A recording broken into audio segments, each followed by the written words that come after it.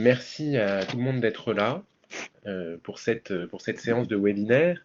Elle est pour nous l'occasion de réfléchir sur cette dynamique collective qui a fait l'atteinte du 100 millième mort, un événement national de grande ampleur, un événement qui a été commenté dans les médias, qui a fait l'objet d'un tweet présidentiel, d'une communication forte sur Twitter, hein, avec ce hashtag 100 000 morts.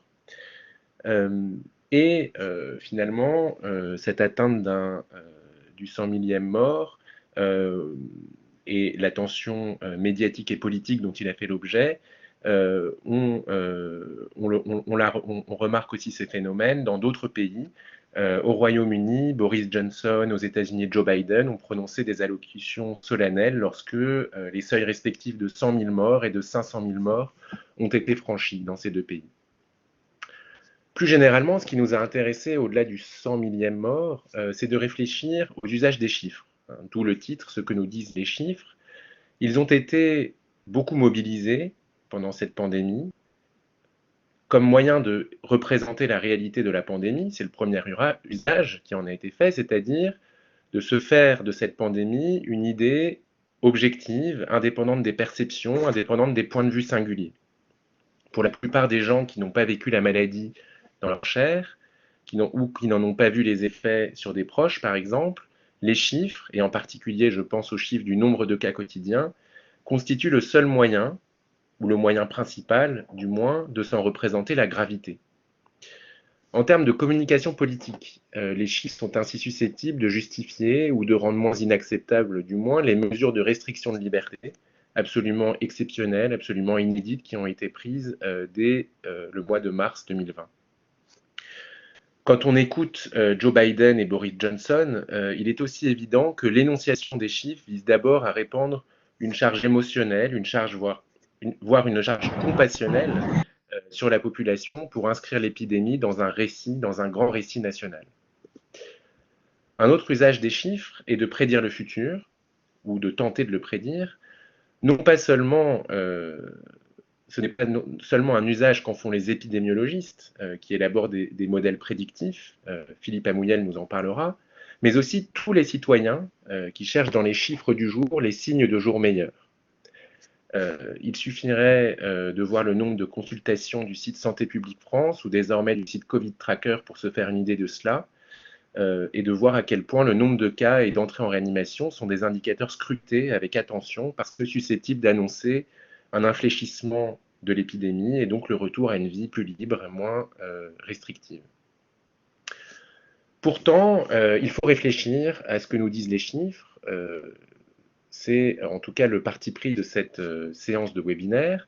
Par exemple, il est bien évident qu'un chiffre en lui-même ne dit rien ou pas grand-chose et doit être mis en rapport avec d'autres chiffres. Je citerai seulement un exemple, cité par mon collègue Clément Tarantini, dans un papier sur l'obligation vaccinale. L'exemple concerne les cas de Covid-19 nosocomiaux entre le 1er janvier 2020 et le 14 février 2021.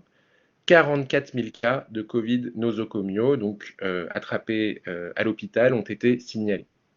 Ce chiffre est important, mais il doit être mis en rapport tout de suite avec deux autres chiffres. Sur ces 44 401 cas, tous ne concernent pas des patients, mais 26 839 concernent des patients, dont 186 sont décédés. Et ces 26 839 patients contaminés dans le cadre d'un établissement de santé doivent aussi être mis en regard des 700 000 patients atteints d'infections nosocomiales, 700 000 donc, pour une année.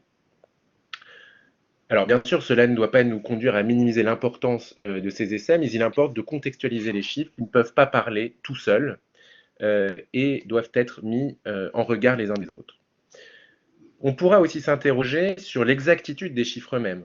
Un article récent du Monde montre bien qu'en France, plusieurs institutions, notamment l'INSERM, Santé publique France, dénombrent le nombre de morts quotidiens de la Covid et énoncent des chiffres sensiblement différents. Selon certains, le chiffre de 100 000 serait d'ailleurs une sous-estimation importante du nombre de chiffres réels. Dernier questionnement, que je mentionne, mais ce n'est évidemment pas limitatif. On pourra s'interroger sur le caractère anonymisant des chiffres, mais aussi sur ce lieu commun selon lequel les chiffres nous feraient oublier les visages des gens décédés.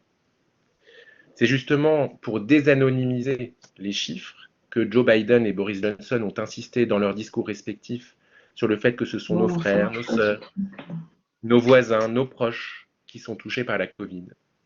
Mais ces discours compassionnels tendent à présenter une certaine vision de l'épidémie en laissant Blabla, penser que cette pandémie touche d'abord des individus, blabla. et ce de façon aveugle. Est-ce que la personne qui dit blabla peut arrêter de le dire, s'il vous plaît? Or, la Covid ne tue pas n'importe qui, mais davantage certaines catégories de population, les plus âgés, mais aussi les plus vulnérables socialement, et il faut aussi tirer de cela des leçons. Voilà pour un aperçu de quelques questions qui se posent. Lors de ce webinaire, nous écouterons 4 intervenants, et en réalité 3 intervenants, parce qu'Emmanuel Hirsch, qui devait intervenir, a malheureusement un empêchement et ne pourra pas être là. Donc nous écouterons Philippe Amouyel, Emmanuel Didier, Vincent Israël Jost, nous présenter leurs réflexions pendant une dizaine de minutes.